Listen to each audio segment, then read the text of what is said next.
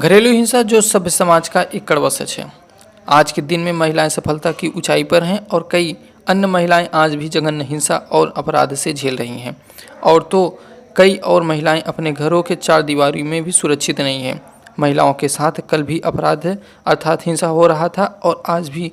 बस फर्क इतना है कि कल में एक ही कष्ट में ज़िंदगी समाप्त हो जाता था और आज तो रोज़ाना ही कष्ट वे महिलाएं अपने ज़िंदगी को भी कोसती हैं। नमस्कार दोस्तों, मैं सुधीर कुमार आपका अपने खास YouTube channel law and rights पर। आज हम बात करने वाले हैं महिला घरेलू हिंसा अधिनियम 2005 और महिला घरेलू हिंसा होते क्या हैं। महिलाओं के खिलाफ घरेलू हिंसा आए दिन बढ़ता ही जा रहा है। घरेलू हिंसा सिर्फ वो नहीं जो महिला के शरीर पर चोट पहुंचाती हैं। हिंसा वो भी है जो उनके मान बुद्धि मान सम्मान पर चोट पहुंचाती हैं। ये चोट कोई अनजान व्यक्ति नहीं पहुंचाता बल्कि उनके ही जाति, उनके ही पति, उनके ही रिश्तेदारों या सास ससुर यानी उनके घर के ही लोग। इसलिए सबसे पहले महिलाओं को जानना जरूरी है कि उनका असल में हक क्या है, कैसे उनके साथ कर सकते हैं, कहाँ जा सकते हैं वो जिसकी वह इजाज़त नहीं देती।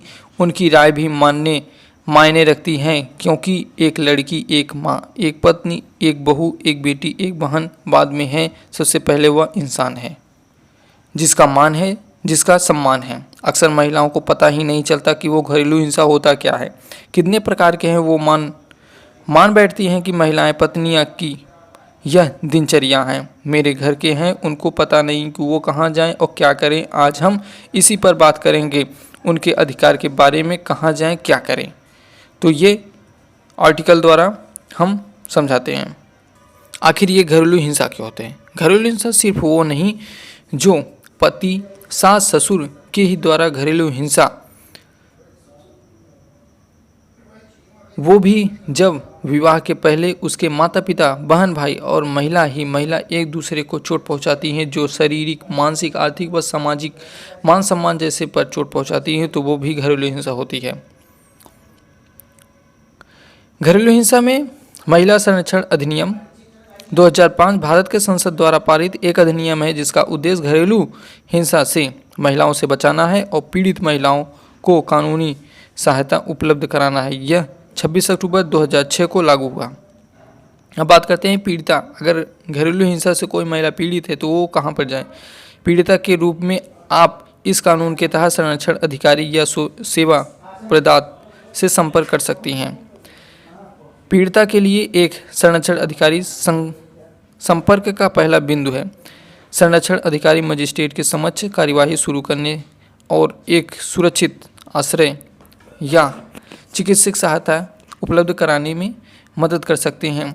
प्रत्येक राज्य सरकार अपने राज्य में संरक्षण अधिकारी नियुक्त करती है। सेवा प्रदाता एक ऐसा संगठन है जो महिलाओं की सहायता करने के लिए काम करता है और इस कानून के तहत पंजीकृत हैं।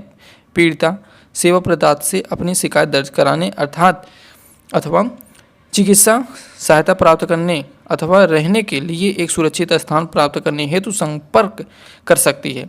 भारत में सभी पंजीकृत सुरक्षा अधिकारियों और सेवा प्रदाताओं का एक डेटाबेस यहाँ उपलब्ध होता है। सीधे पुलिस अधिकारी या मजिस्ट्रेट से भी संपर्क किया जा सकता है।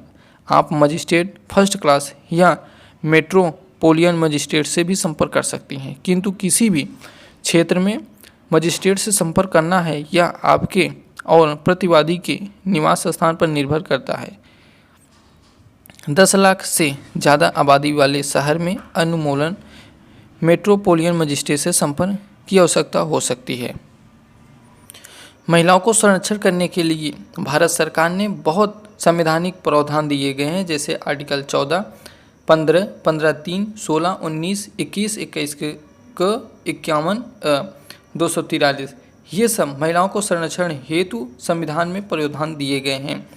अगर महिला पर कोई घरेलू हिंसा का उत्पीड़न होते हैं तो वो अपने उत्पीड़न शिकायत मजिस्ट्रेट व थाना अध्यक्ष को बता सकती हैं। इसमें डरने की कोई बात नहीं। उनका भी हक है जीने का, समान जीने का, खाने का, रहने का। तो धन्यवाद दोस्तों। आज का वीडियो आपको कैसे लगा कमेंट बॉक्स में ज़रूर बताइएगा। अगर आपके मन में कोई प्रश्न उठ रहा है तो कमेंट बॉक्स के जरिए हम तक अपने सवालों को पूछ सकते हैं। हमने घरेलू हिंसा अधिनियम 2005 का नोट्स भी डिस्क्रिप्शन बॉक्स में दे दिया गया है। अगर कोई भी व्यक्ति कोई भी डाउनलोड करना चाहता है तो वो